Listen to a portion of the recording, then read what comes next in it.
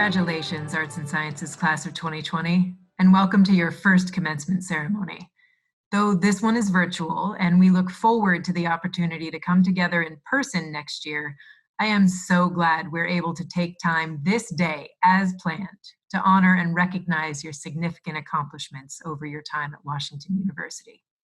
This is your day, earned by your efforts, but all of you have been helped along the way by others. So I'd like to ask you, wherever you are, to take a moment to think of and thank those who've supported you and contributed to your success. Your families and loved ones, advisors, mentors, faculty, dining services employees who remembered your order and who got you the coffee you needed to make it to and through an early morning class. Anyone who is part of getting you to where you are today. I'd also like to ask, in a tradition that feels particularly meaningful this year, for a brief moment of silence. In the past, it's been in memory of all those who are not able to be with us this day, to celebrate with us. Today, I'll ask for that moment in honor of all of the losses we've endured as a community, both big and small. Thank you. Another tradition I like to invoke at commencement is to ask you to think back to when you started at Washington University. For most of you, new student orientation was a blur. You were anxious, excited, learning your way around, meeting new people, but that was the only other time I got to talk to all of you. And I dropped some advice on you, which you probably have no recollection of, but I also asked you to write or draw what you hoped for yourself on a square of fabric.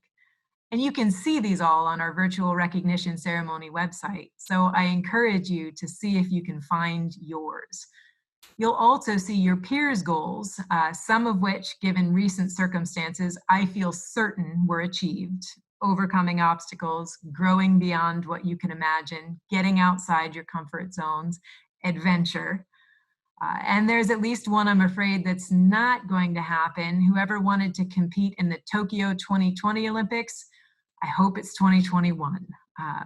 For all of you, I hope you've not only achieved what you thought you would when you started, but that you've also found new goals, grounded in a deeper understanding of yourself and of the awesome, beautiful, and sometimes scary complexity of the world we live in. So if you remember, I closed out our time together during Bare Beginnings by sharing the worldview I'd developed in college and carried with me ever since, grounded in a discovery of a love for geology. What drew me in was this beautiful counterpoint of the vastness of geologic time and process and scale, that we are part and parcel of something epic, set against the capacity of very small things to make significant change. And I showed you a 400 million year old rock with raindrop impressions in it. So yes, the world is big, but what we do matters.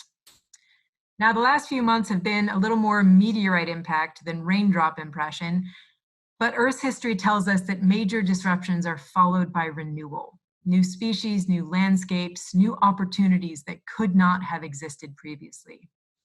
You will be among the architects of the world we'll build anew in coming years. And from all I've known of you from your time at WashU, I believe that world will be more just and more joyful for having your contributions in the making of it. Thank you for all you've done to make WashU a better place. And thank you in advance for all you'll bring to the communities you'll join. So what's next, literally as opposed to metaphorically? You'll hear from our faculty speaker, Jan Duchek, Associate Professor of Psychological and Brain Sciences, and beloved teacher of Introduction to Mind-Brain Behavior, Introductory Psychology, and Developmental Psychology. Then you'll hear from our student speaker, Ruth Durrell, who's an Educational Studies and Sociology major from Milwaukee and member of many beautiful communities on campus. The final remarks will be from Chancellor Andrew Martin, who will confer your degrees. Then, since we can't have each of you walking across a physical stage, all 934 of your names will scroll across the screen. While I can't shake each of your hands as I normally would, I'll be available via Zoom all afternoon and would love to personally congratulate any of you who would like to join me. Congratulations again, class of 2020.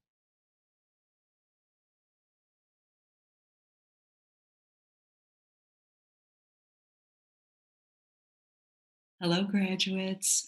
My heartfelt congratulations to you and your families. Um, I know that your families have made many sacrifices over the years to get you to this point today.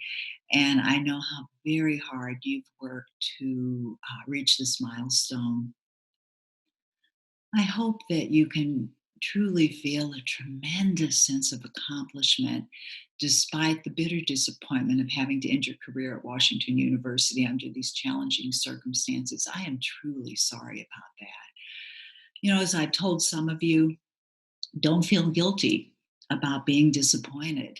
Um, Give yourself some grace right now. I think it's possible to experience your own personal disappointment as well as selfless empathy for others at the same time. I've been thinking a lot about how you must be feeling right now. And in the slide, I had an interesting conversation with my mother the other day. So, my mother is in her 90s. She and her dwindling cohort were children during the Great Depression, entering young adulthood during World War II. And in the course of our conversation, she was drawing similarities between those past experiences and living in the current pandemic. She talked about the breadlines of the Great Depression. My own father spent much of his childhood being passed from one relative to the next because his own parents couldn't afford to feed and care for him. She talked about using ration stamps to get staples like butter and sugar and even shoes during World War II. That generation or cohort has oftentimes been referred to as the greatest generation, not only because of the historical once in a generation events that they lived through, but also because of what they accomplished afterwards. So, living through those historical events during their formative years gave them a unique perspective and sense of purpose in living their lives going forward. So here you sit in the middle of a pandemic, a once in a generation event at precisely the same moment in time that you are crossing that bridge to the next phase in your life. You too will have stories to tell your children and grandchildren. You will tell your children that this was a time of great sadness and personal loss, economic hardship and uncertainty, fear and disappointment. But at the same time, you'll tell them that it was a time when we all had to come together to fight a common global enemy.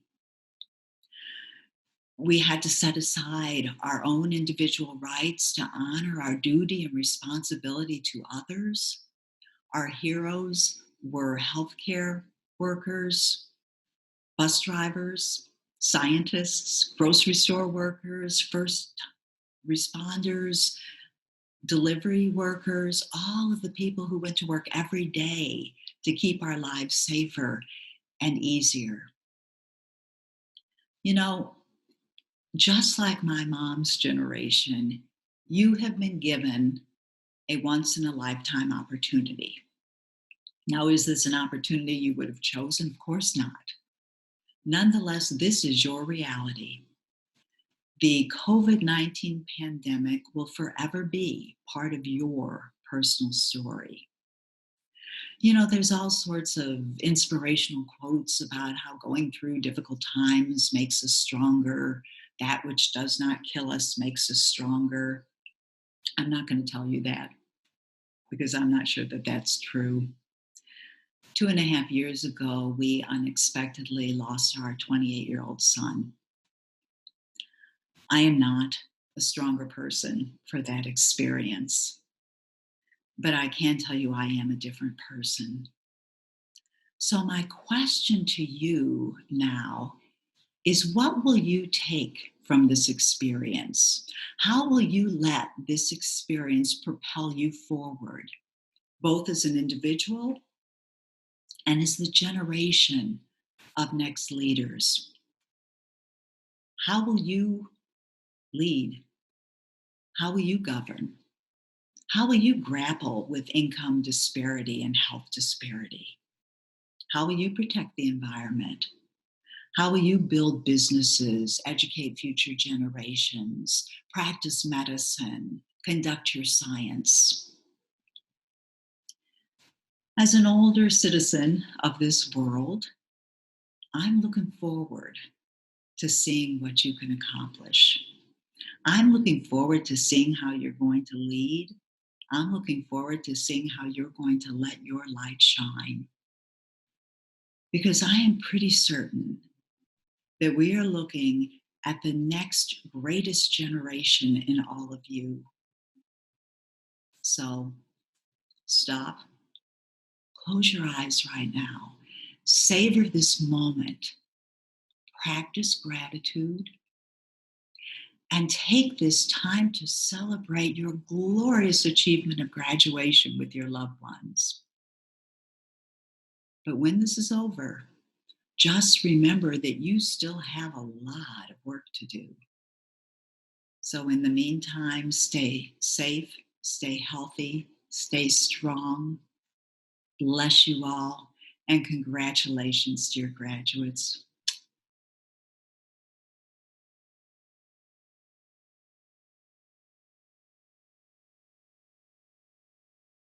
Hello, friends and family and WashU class of 2020. First off, I just want to begin by saying that all of this is completely whack. We are supposed to be in our caps and gowns, sitting in Brookings Quad, sweating like crazy, waiting for our names to be called so that we can finally walk across the stage. But instead, we are in a global pandemic. We are sitting all over the country and all over the world at our computers with Zoom on mute, waiting for our names to be called. They're just going to be called in a different way. And this means that it's still important that we celebrate ourselves in this great accomplishment. I want to begin by telling you all two really quick stories. The first one is about my great-grandmother who was a nurse during World War II. She'd been in school to be a teacher, but during her time as a nurse, she contracted scarlet fever and almost died. So that means that she didn't finish. She did pass away my sophomore year, and the last thing that she told me was that her biggest regret was not finishing school, and that it was absolutely necessary that I did. The second story comes from my first year RA, Maria Ruiz. She told me a story about one of her first classes at WashU in which a professor didn't allow anyone to sit in the front row. Of course, WashU students want the front row to get the best spot, take the best notes, bond with the professor. But the professor eventually explained that the front row stayed empty for the people that could have, should have, and deserved to be there, just as everyone else in that classroom deserved to be there, but couldn't be. With these two stories, I ask that we remember all of the people that couldn't be here with us today. Now, that can be a loved one who couldn't be on Zoom with you right now.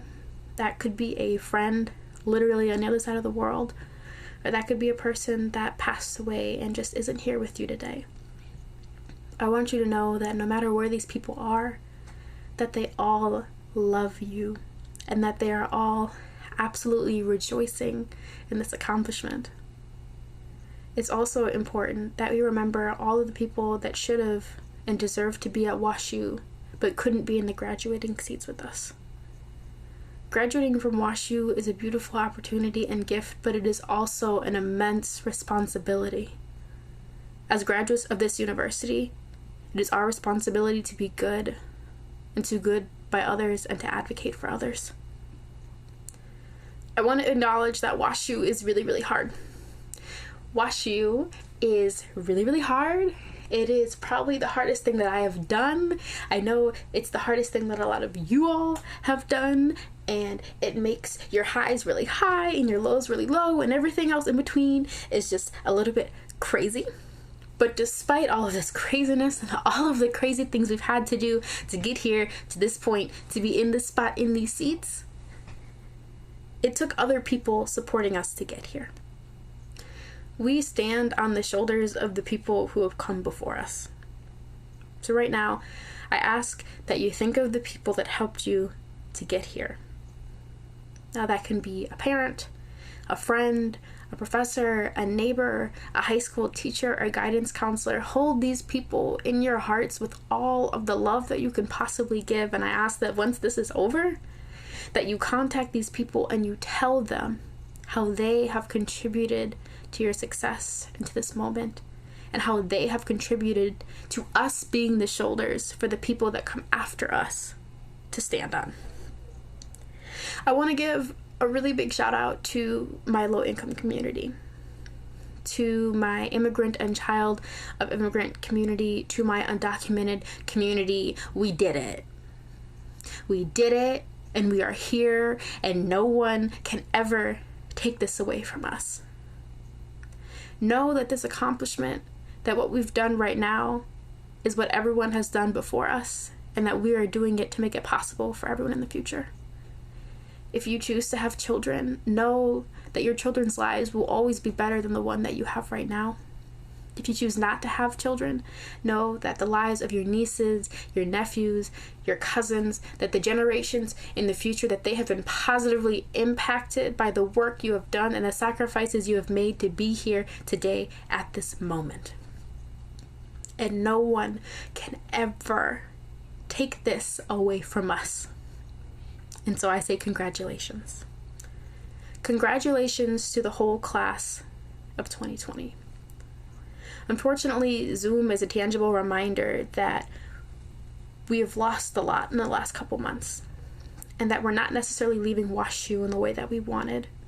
But know that each and every one of you has changed and touched this place, and then each and every one of you has changed and touched each other. I want to leave you all with a quote.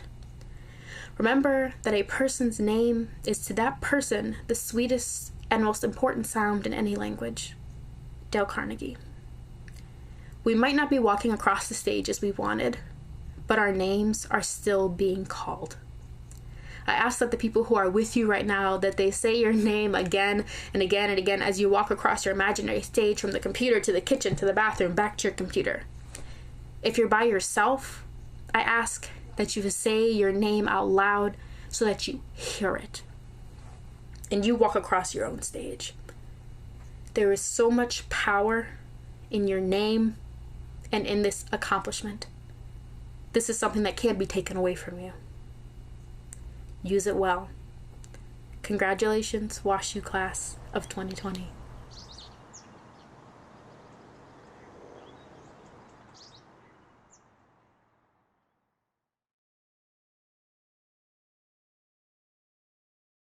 Greetings to the class of 2020 and to your families and loved ones, and congratulations on this significant milestone.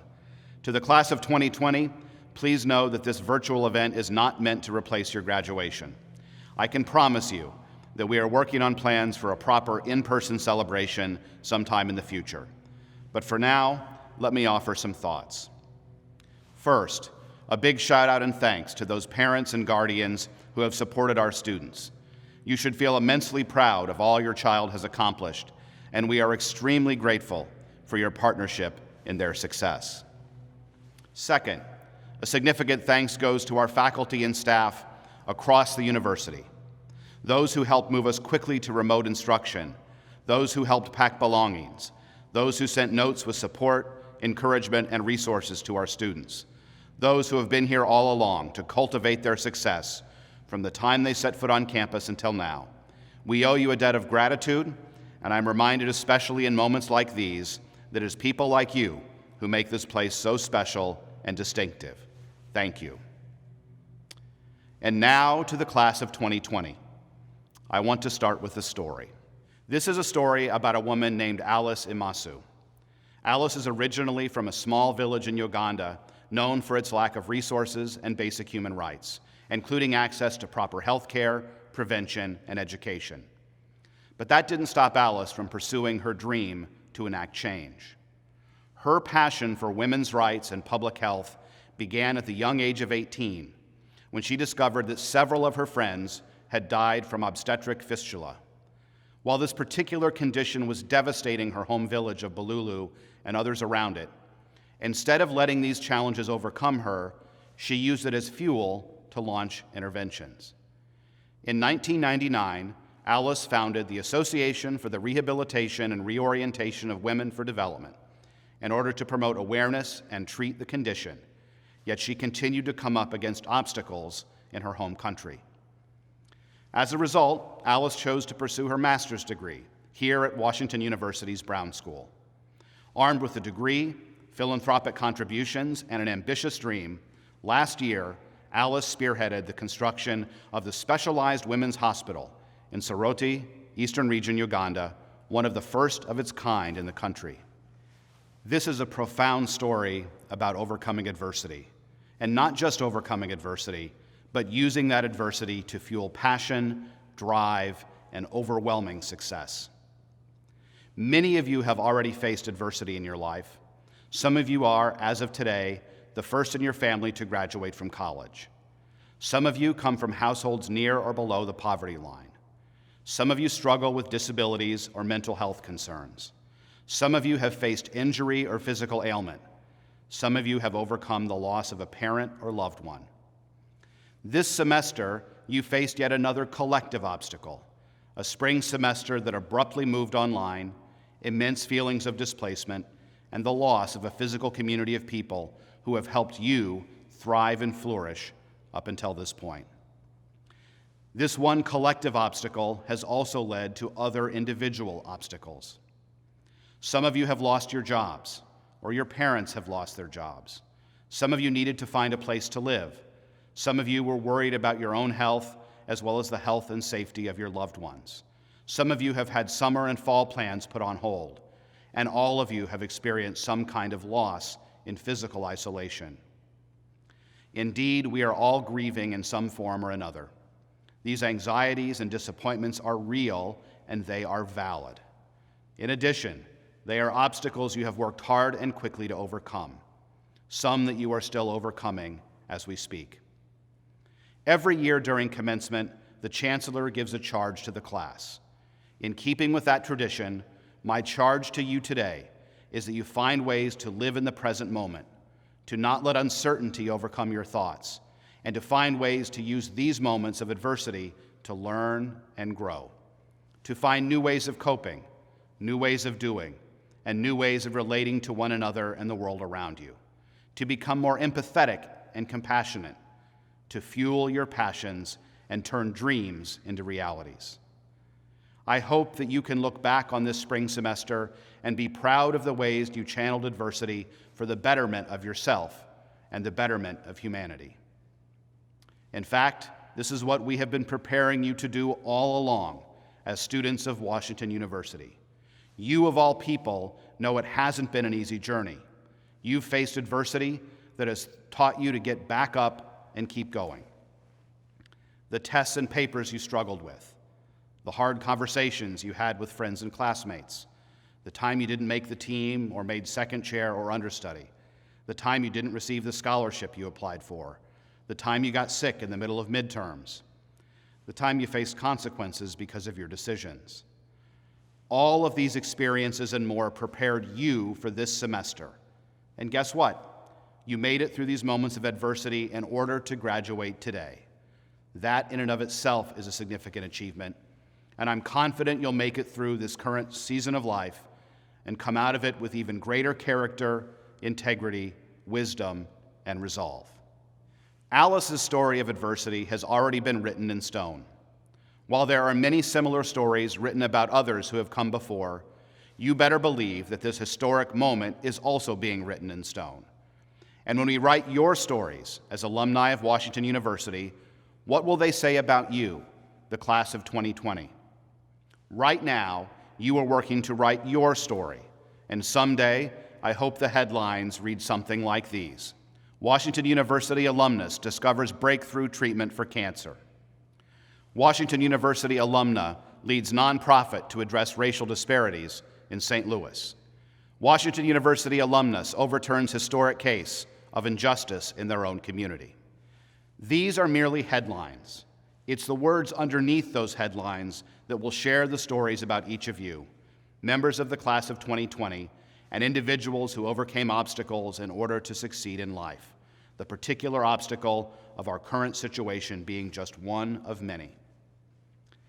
Today, I want to share how proud I am of each of you and for all you've accomplished. I'm proud of your flexibility and resilience, your incredible acts of selflessness, global citizenship, and leadership for the sake of the world's most vulnerable. I'm proud of the ways you have handled this crisis with poise, grace, and dignity. And I'm proud of the way many of you are using this time to work on yourselves, to serve others, and to help improve lives in service of the greater good. I'm not just proud, I'm also humbled and honored. Sacrifice, global citizenship, leadership, service, dignity, and resilience. These are some of the qualities and values we hold dearly at Washington University. The values we have been working to cultivate in you since you stepped foot on our campus, and the values we hope you carry with you as you work to make yourself and the world a better place for years and decades to come. While I am deeply saddened that this is the way this phase of your time on this campus had to end, I am comforted to know that your time with us at Washington University is just beginning. That's why we call it commencement. Your WashU journey doesn't end here, it starts here, and what you do moving forward will be the story we write. Thank you once again for your flexibility, your determination, your passion, and your convictions, and congratulations on this significant milestone. Once the time is right, I look forward to seeing you back on this campus to celebrate in person, and I look forward to many more moments with you as you engage in your lifelong Washington University journey. Until that time comes, stay safe and well, and know that we are thinking of you. Congratulations.